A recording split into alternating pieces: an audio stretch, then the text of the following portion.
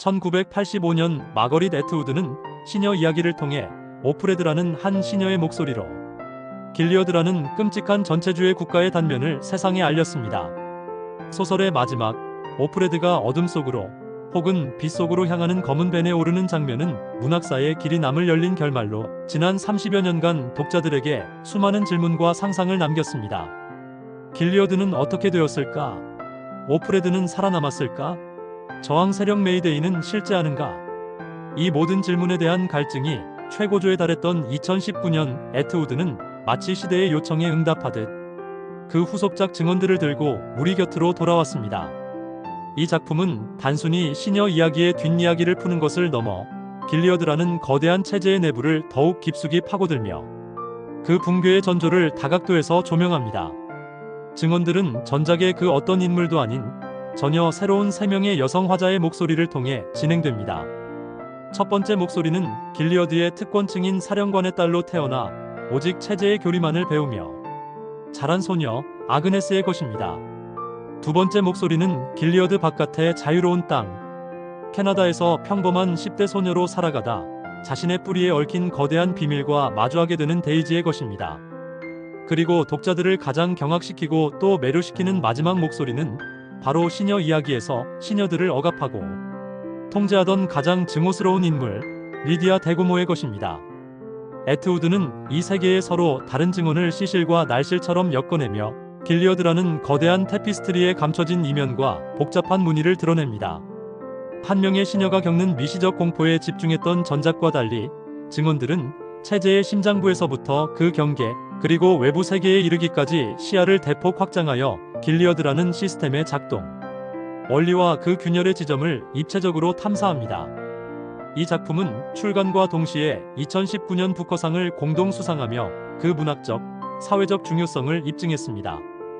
이제 우리는 이 세 여성의 증언을 따라 가장 어두운 곳에서 시작되는 희망의 연대기를, 그리고 권력과 생존, 저항의 의미를 다시금 고찰하는 장대한 여정을 시작하게 될 것입니다. 증언들의 서사는 하나의 통일된 시점이 아니라 세 명의 개별적인 인물이 각자의 시점에서 기록한 증언이라는 형식을 통해 구성됩니다. 이러한 다중 화자 구조는 마거릿 애트우드의 탁월한 전략적 선택으로 길리어드라는 단일하고 억압적인 체제를 여러 각도에서 조명함으로써 그 복잡성과 내부 모순을 효과적으로 드러냅니다. 독자는 이 세 개의 목소리를 따라가며 길리어드의 공식적인 역사 이면에 숨겨진 진실의 조각들을 맞춰나가게 됩니다. 첫 번째 증언자는 아그네스 제미마입니다. 그는 길리어드의 건국 공신 중 한 명인 사령관의 양딸로 체제가 요구하는 이상적인 여성상에 맞춰 길러진 인물입니다. 그의 세계는 엄격한 교리와 규칙으로 가득 차 있으며 여성의 유일한 가치는 순결을 지켜 훌륭한 사령관의 아내가 되는 것에 있다고 배웁니다. 아그네스의 시선을 통해 독자는 길리어드 엘리트 계층의 내부 생활, 특히 어린 소녀들이 어떻게 세뇌되고 길러지는지를 생생하게 엿볼 수 있습니다.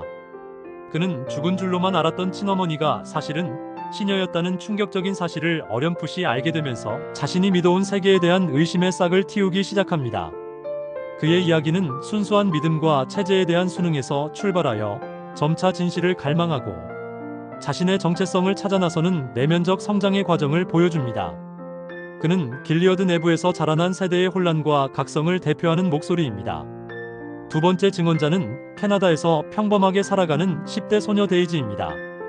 그는 길리어드를 이상한 사이비 종교 국가 정도로 여기며 시위에 참여하는 등 정의감 넘치는 인물이지만 그 참상에 대해 깊이 알지는 못합니다. 그러던 어느 날 자신을 길러준 부모가 사실은 저항단체 메이데이의 요원이었으며 자신이 바로 길리어드에서 탈출한 아기 니콜이라는 사실을 알게 되면서 그의 삶은 송두리째 흔들립니다. 데이지의 증언은 길리어드 외부의 시선을 대변합니다. 그는 길리어드의 잔혹함을 외부인의 눈으로 바라보며 분노하고 자신의 출생에 얽힌 비밀을 파헤치기 위해 목숨을 건 잠입을 감행합니다. 그의 이야기는 소설의 스릴러적인 긴장감을 불어넣는 동시에 역사의 소용돌이에 휘말린 개인이 어떻게 저항의 상징이 되고 자신의 운명을 개척해 나가는지를 보여줍니다. 그는 외부로부터 길리어드를 흔드는 저항의 힘을 상징하는 목소리입니다. 이 두 소녀의 이야기와 교차하며 소설의 중심축을 잡는 가장 강력한 목소리는 바로 리디아 데고모의 것입니다. 전작에서 공포와 억압의 화신이었던 그의 입을 통해 듣는 길리어드의 역사는 충격적이고도 매혹적입니다. 그는 자신의 과거, 즉 길리어드 건국 이전에 가정법원 판사였던 시절부터 체제에 부역하며 권력의 정점에 오르기까지의 과정을 냉철하고 계산적인 시선으로 회고합니다. 리디아 데고모의 증언은 길리어드라는 체제가 어떻게 만들어졌으며 그 권력의 핵심이 어떻게 작동하는지에 대한 내부자 고발과도 같습니다. 우리는 그의 기록을 통해 길리어드가 결코 철옹성이 아니며 그 내부 역시 수많은 암투와 부패, 비밀로 가득 차 있음을 알게 됩니다. 이 세 개의 목소리는 때로는 서로를 모르고 때로는 서로의 운명에 결정적인 영향을 미치며 하나의 거대한 서사를 완성해 나갑니다. 에트우드는 이들의 증언을 통해 독자에게 질문합니다. 진실이란 무엇이며 역사는 누구에 의해 어떻게 기록되는가? 그리고 이 질문의 중심에는 단연코 리디아 데고모라는 문제적 인물이 서 있습니다.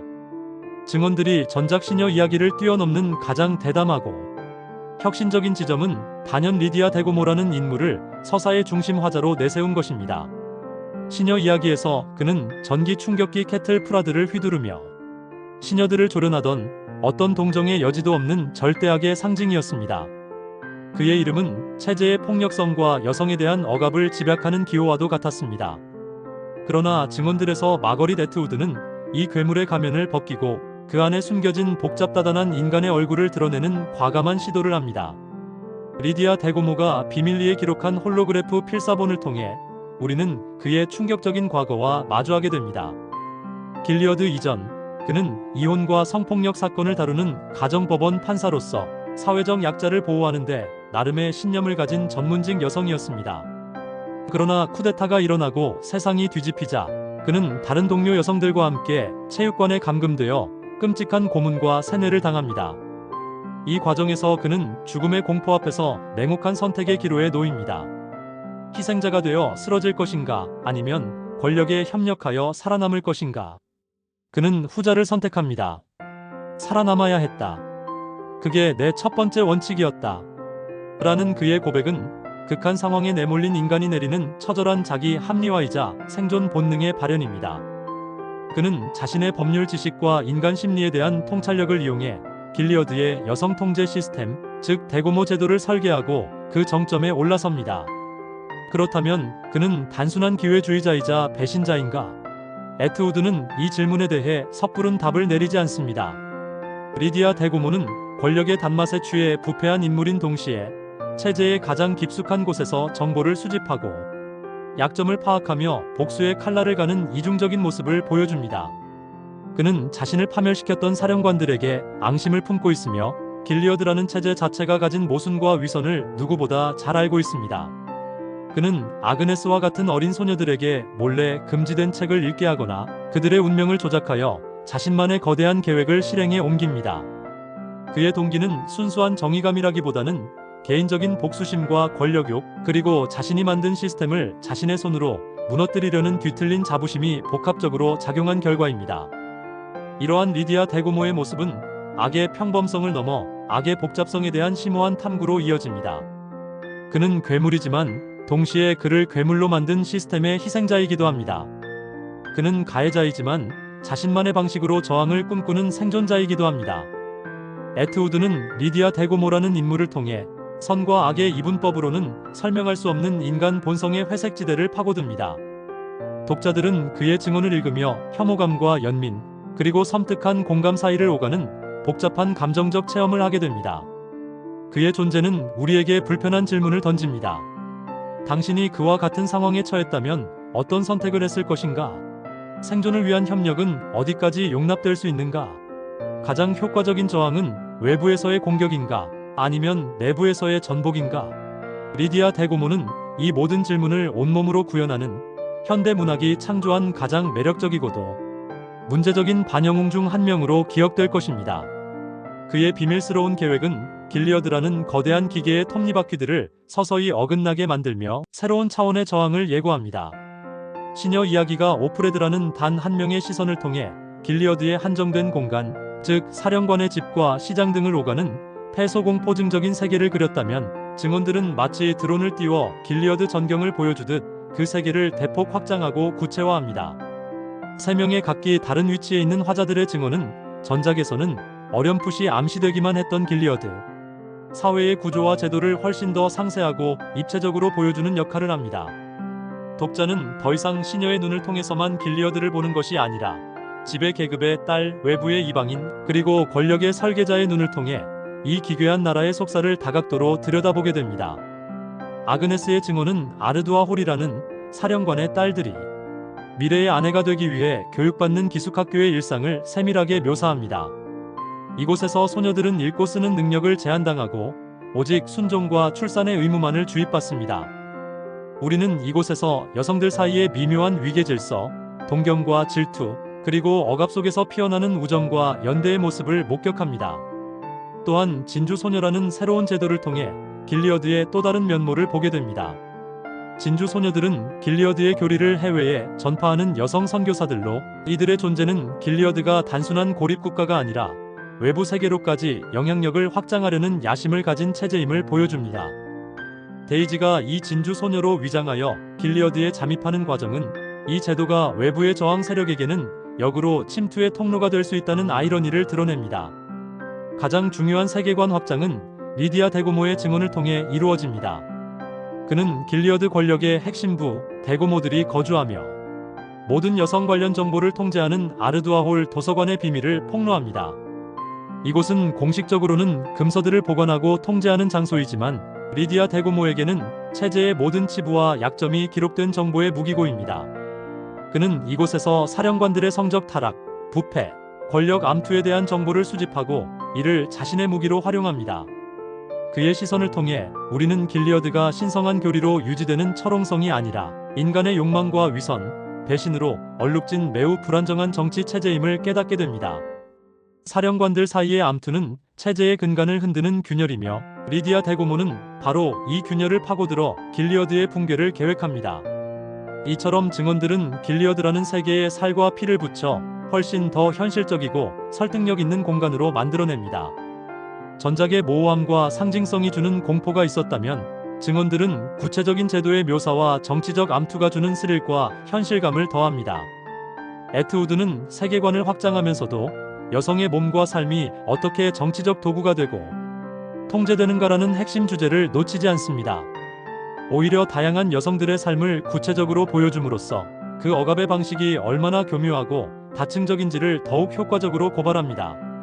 이처럼 견고해 보이던 길리어드의 세계 곳곳에서 균열의 소리가 들려오기 시작하면서 이야기는 자연스럽게 저항이라는 주제로 옮겨갑니다.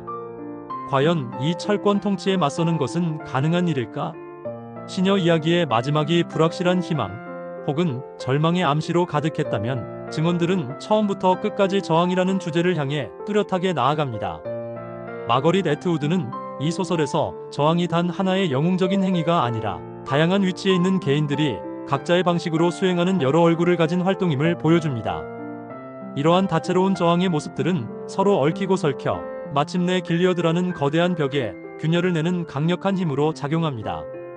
가장 거대하고 치밀한 저항은 체제의 심장부에서 가장 예상치 못한 인물인 리디아 데고모에 의해 이루어집니다.